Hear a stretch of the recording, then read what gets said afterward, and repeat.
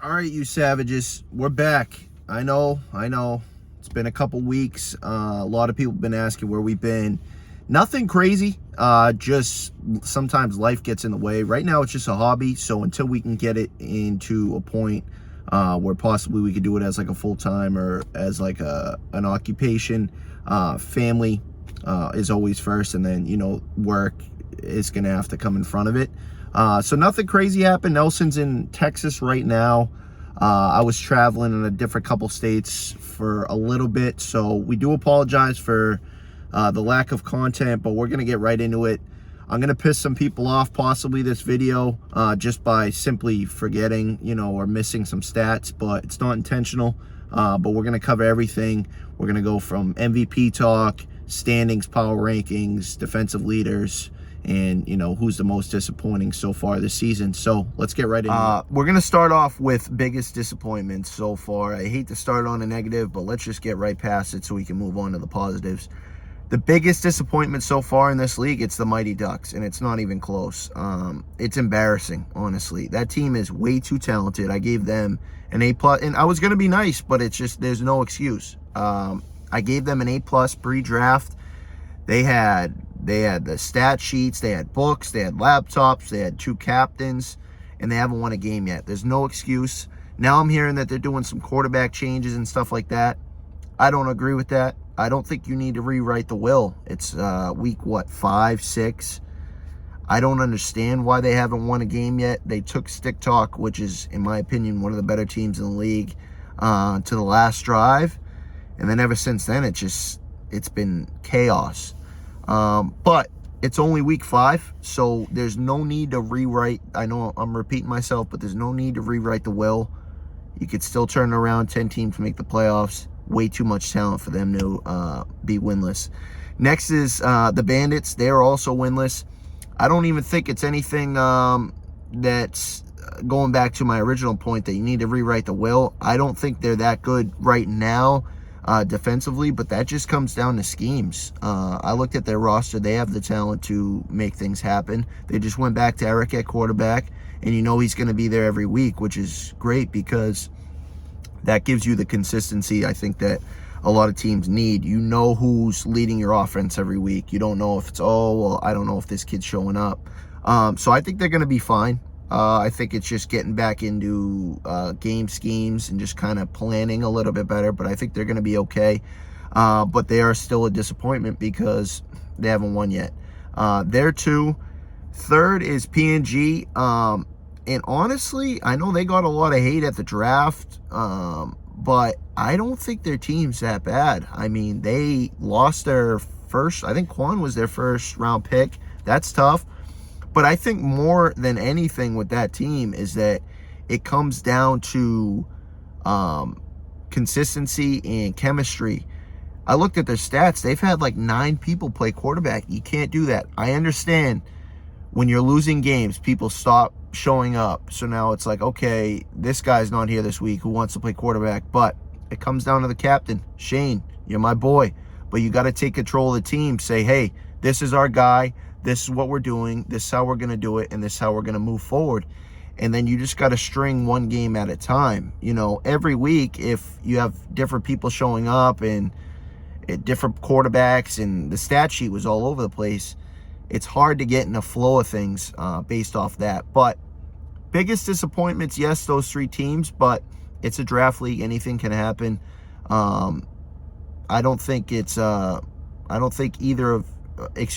of those 3 teams don't have a chance of making the playoffs. It's a tough road ahead, but it's a long season and 10 teams make it, so anything can happen.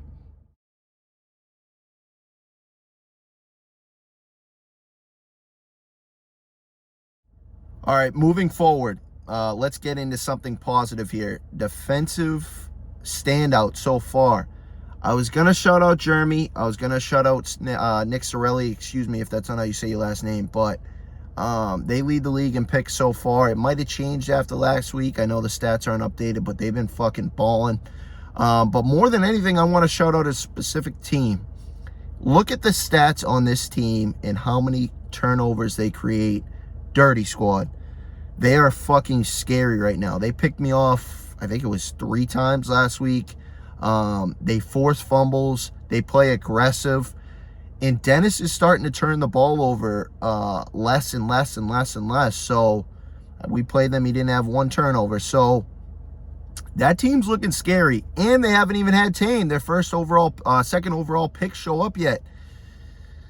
That team's getting a little scary. So shout out to them for this week's defensive standout and this season's defensive standout.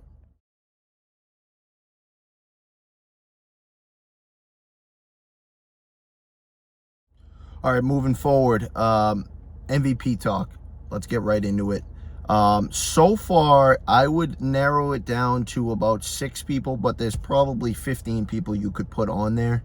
But for the sake of time in the video, I'm sure some people are going to reach out to me and be like, well, I disagree with this. But in no particular order, first, Charlie. He has done everything for Dirty Squad. He leads, I think he's up there, and I missed it in the last part, but he's up there in interceptions. He might be tied with Nick and Jeremy. Catches, touchdowns. That team is fucking balling, as I just said, but he's their ringleader right now. In the absence of Tane, he's kind of taken over as their guy. And that's not to say that he's the only guy by any means on that team, but you look at his stats and he's balling. Next is Jeremy. You know his resume. Even last year, he's the definition of consistency on both sides of the ball. Catches everything thrown to him. Gets interceptions. Him and Bova still have that connection. It's crazy that they got drafted together again. It's like Edelman and Brady, honestly. So, Jeremy. Danny is my next one. Danny, this one I'm going to kind of mix together with Nick Sorelli, and the reason for that is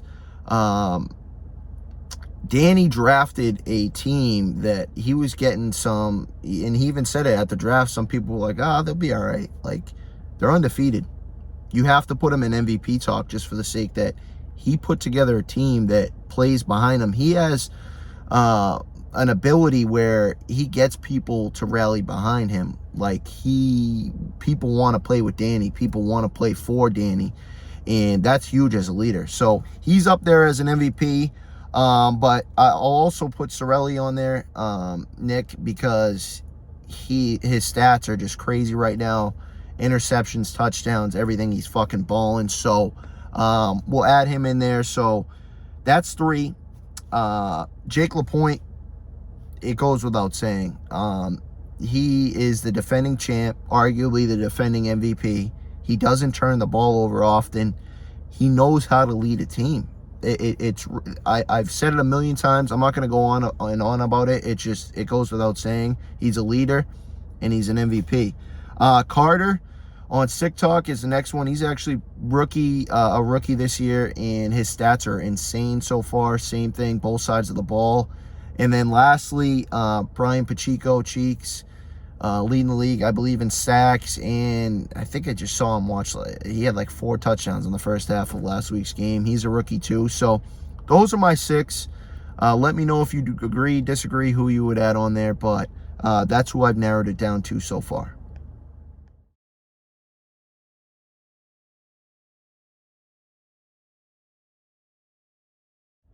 All right, now moving on to players under the radar. So this is, yet again, I know there's going to be some people that I probably miss. But this is about 10 guys that might have kind of slipped in the draft or, kind of went under the radar. And they're kind of balling right now. And like I said, we're gonna try to do this every week so I can kind of try to add guys in there because there is over 100 people in the league. It's hard for me to catch every game or see some guys. I tried to check the stat sheet. I know it's a little bit inaccurate. So like I said, there's some people I might miss, but I'm going to start with Blue Storm's captain, quarterback, Nick Miano. Excuse me if I say your name wrong. That team was dead in the water. We didn't know if Duval was going to show up. Their captain was supposed to play quarterback. He ended up coming in. I looked at his stats. They're nice. It's just going to really come down to whether he can consistently do it. I don't know who they played so far. I know they beat Stick Talk, though. So he beat Junior in a really good team. So definitely got to add him on there. Next is Rico. Rico put together a good-ass team with TMT. I know he had a little bit of help, but Rico shows up every week, and he doesn't care if he has 15 catches. He doesn't care if he has 5 catches. Rico does what you want a teammate to do. He does whatever it takes to win games, and he's consistent. Dylan Knowles, played with him last session. He's a stud. I mean, he does everything that you need him to do. He doesn't complain. He plays any position. He plays injured. He plays anything. So shout out to him. Brian Michael, he's been slowly creeping up the radar. A lot of people have seen it. He's already made some like crazy catches, even against me on video. He's watch his stock, because his stock's going up. Next is Al Pacino. He's just solid. He kind of just does everything. He plays aggressive. He's physical. He'll play safety. He'll play middle linebacker. He'll play receiver. He gets after it. So I got to shout out him. Walter Nash, I don't understand how Walter Nash doesn't get more credit in this league. He's like the Rob Gronkowski of this league. Catches everything you throw to him. You can't box him out. He's big, but sometimes big dudes don't know how to use their size. He knows how to use his size. He's aggressive. I mean, I don't want to get in his fucking way if he's running at me with a stiff arm. So shout out Walter Nash. Brian Timmons, I'm trying not to use too many of my own players because, you know, it's a little bit biased. But Brian Timmons is Julian Edelman. He's a Super Bowl champion. He catches. I never seen him drop the ball. He gets open. He's quiet. He doesn't say anything. He's just solid. He just does whatever the team needs him to do. He gets open. He's a fucking great player. Shout out Brian Timmons. And then Elijah Bryant, I to be honest, I haven't watched too many of their games, but he's got what, like 4 interceptions. So he's been balling. I wish I could say more. I just don't know too much about what he's done this season so far. But listen, man, I'm looking at the stat sheet. You're getting some love. And he's definitely a player to watch.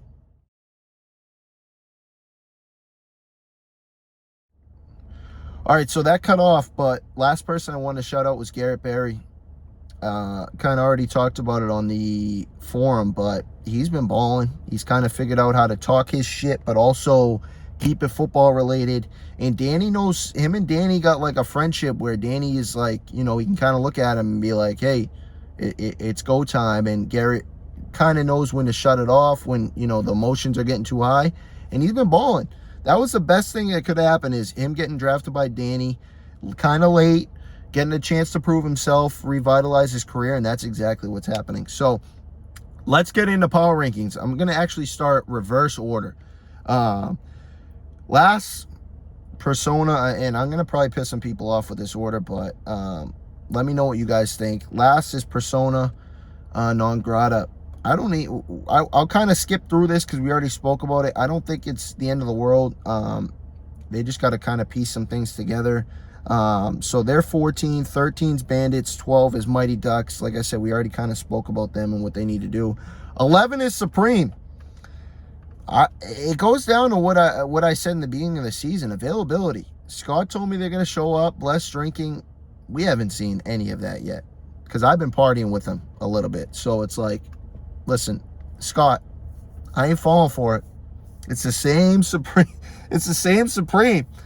And Ricky, I think Ricky's getting healthy, so I'm not gonna come at Ricky too much. But Ricky, I seen you by the snack station last week. I don't know what was going on with that. I don't know if you were playing, you eating snacks. I don't know what that was about. But I think they're gonna be good. I do. I think they're gonna figure it out. It's just right now they're kind of just all over the place. But Supreme, you always got to watch out for Supreme. Blue Storm is 10.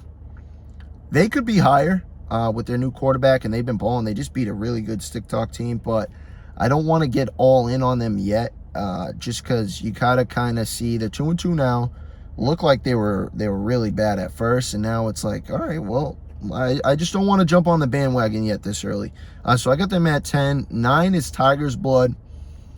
They took us down to the wire. We were up big, and they just kind of rallied. Dom is a great quarterback. He knows how to lead the team. They had some trouble catching the ball. defense is a little, but they got some good talent. And they took us down to the wire. So Tiger's Blood is solid at 9. Vengeance at 8. Vengeance is a good team. They just are super inconsistent. They will get blown out one game and then blow a team out the next game. So I think their problem is they sometimes try to go for the big play too much, and those can kind of stall out your drives. But I mean, Vengeance got arguably the best chemistry in the league. Like, you talk to those guys, nobody's yelling at each other. Nobody's like, I've watched a few of the games and everybody's kind of like, that's like a solid ass unit, and they play for each other. So Vengeance at 8, Boom Boom, my team, at 7.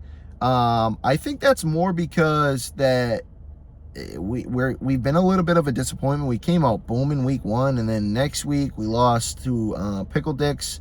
That was kind of like a weird game. And then week 3 came down to the wire, lost, and then last week we won at the wire. So it's like we've been, I blame myself. No more tequila.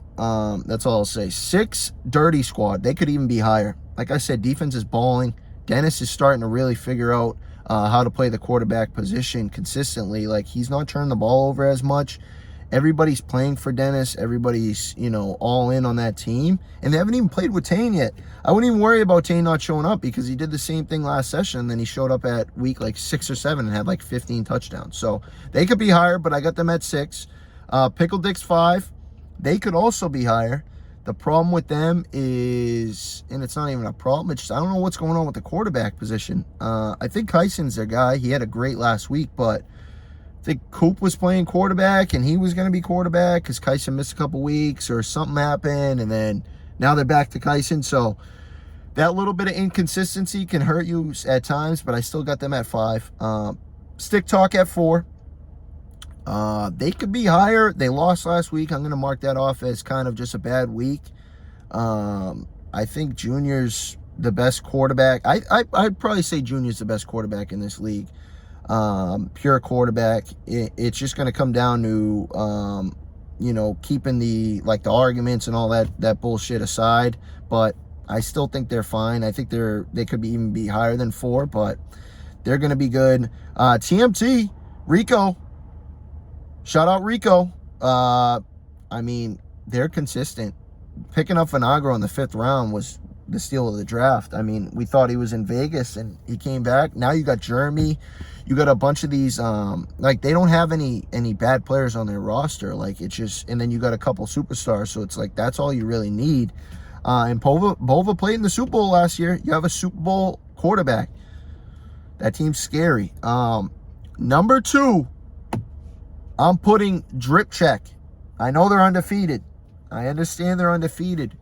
But can they do it all season? They've done it so far. But it just, can you come down when it matters, score the ball, get a stop? They've shown they can so far. But as of right now, I'm putting them number 2. And that's because Greek Gods is the defending champions. They lost one week. I understand they didn't look great, but that happened last year. Remember what happened when they played Bova's team last year? I think it was Purple Rain. They lost by 50. Went to the Super Bowl. They got their lick back. They're the defending champs.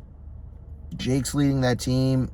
It's just, it's hard to say that any team's better than them right now because of what they've shown in the past and what they're doing right now. So that's going to wrap up the video. Let me know what you guys think. I know, like I said, I probably missed some things in here, but try to cover a lot of things. Try to cover, specific players, teams. And let me know if there's anything that we can, moving forward, do better with the videos. I know a lot of people want highlights. It's tough to be there all day sometimes with family matters and stuff like that. We're going to try to get more highlights, but let us know if you think we should just do a game of the week and kind of recap where, everything's going like I did in this video, or do you want to just see more clips? Let us know in the comments, and everybody have a great rest of your week. Thanks again.